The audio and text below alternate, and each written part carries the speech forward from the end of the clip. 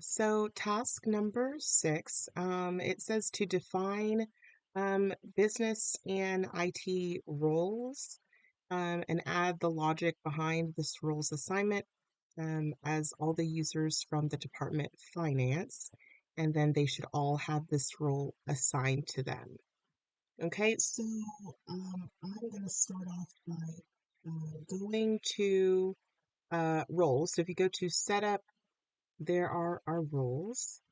And then when I went in here, I went ahead and created a finance business role. And I have done this earlier, so it's kind of already done for me. So under my finance business role, I'm going to say edit the role so you can just see. So I have BR for business role. Finance business role is what I named it. But then the display name, I took off the BR just because this is what um, the users will see. So finance business role, it's a business type.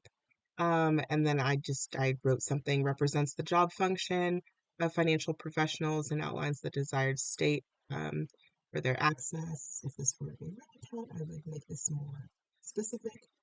Um, and then I don't need any of these. We definitely need it to be enabled. And then here I chose it to be a match list. And then I just want it to, and then I said to add one.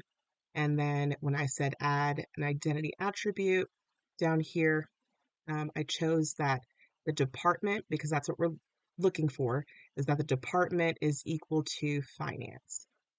And I don't need to worry about um, the required and permitted and inherited roles at the moment because it is the business role and I need to submit that.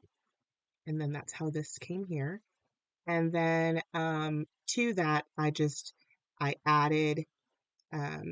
clicked add and it brought up a new add role. And so I decided to add the finance role, edit the role so you can see. Same thing, named it IT finance role just so I can see the IT. The display name though, finance IT role. And then the type is obviously IT out of the four. And like I said, just a statement encapsulates the system's entitlements needed for a finance task. And inherited roles, what I did is that I did modify inheritance, and I need this to inherit the business role, the finance business role that I had in my role section. And don't currently have any entitlements listed in here, so there's nothing to actually specifically put under entitlements, so I'm going to leave that blank. And then again, I'm going to submit, and that is how I got the finance role to be attached here.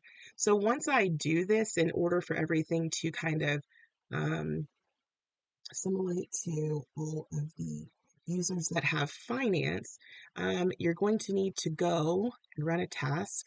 So I'm going to go to task. And then we're looking to do an identity, oops, refresh identity cube. All right.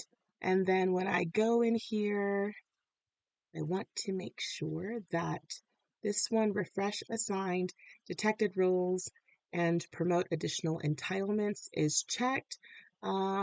I don't really need this at the moment. Or these. Um, and I'm going to save and execute.